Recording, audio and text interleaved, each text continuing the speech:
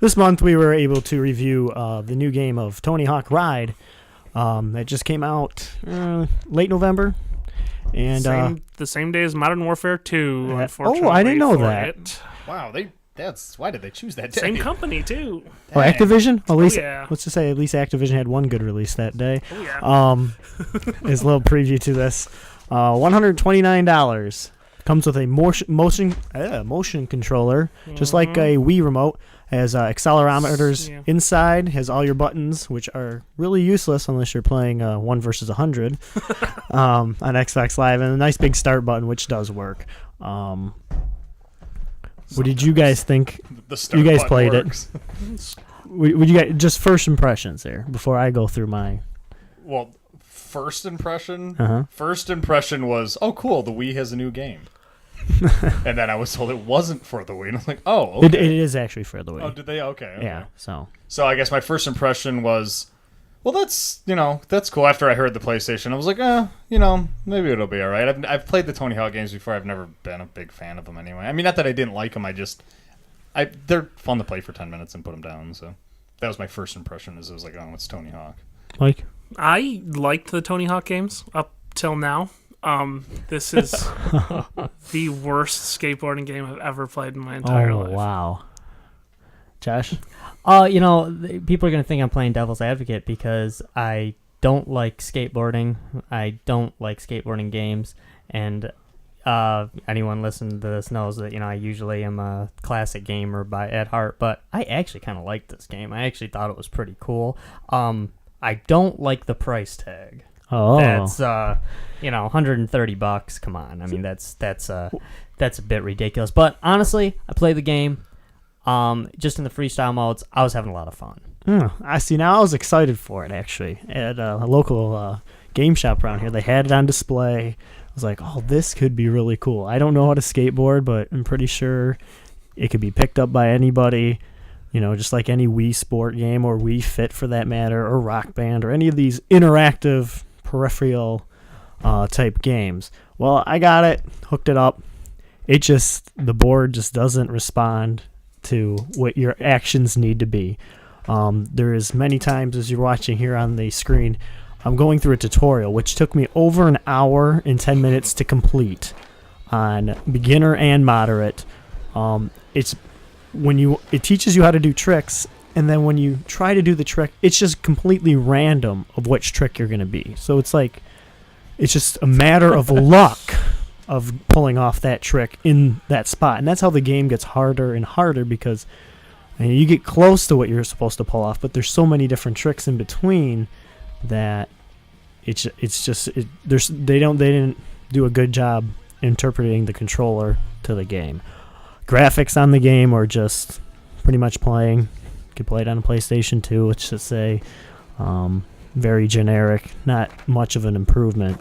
I agree with that. I mean, it is a skateboarding game. I don't expect much. I was excited to be able to skateboard instead of use my controller.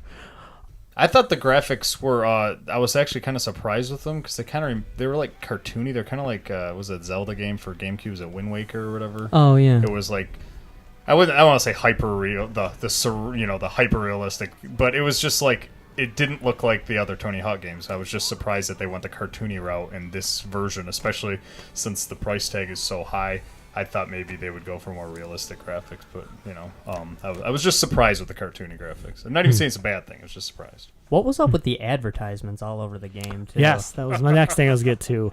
T-Mobile. GMC truck, they're getting extra plugs now.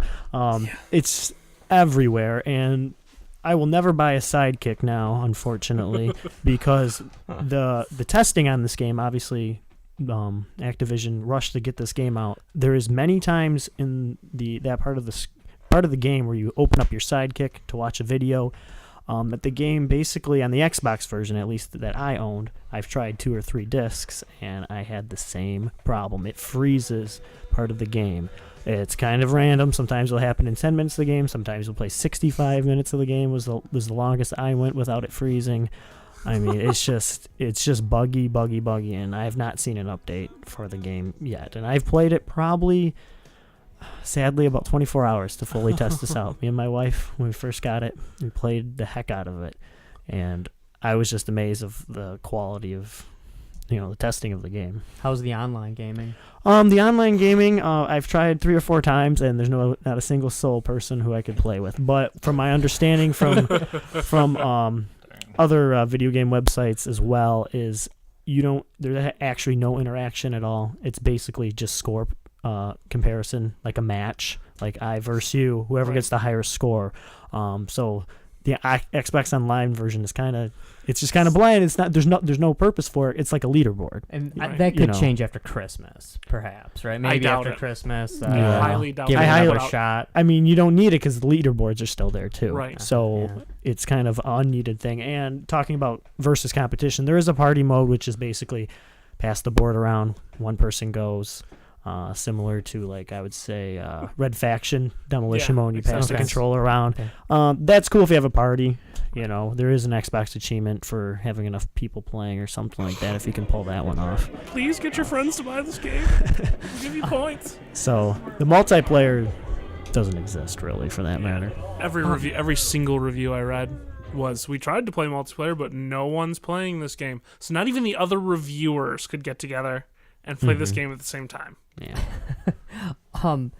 And it seems like all the money they sunk into this obviously went into this controller, which, I mean, is a pretty cool looking thing here, Put wheels on But it. will you ever be able to use this for another game?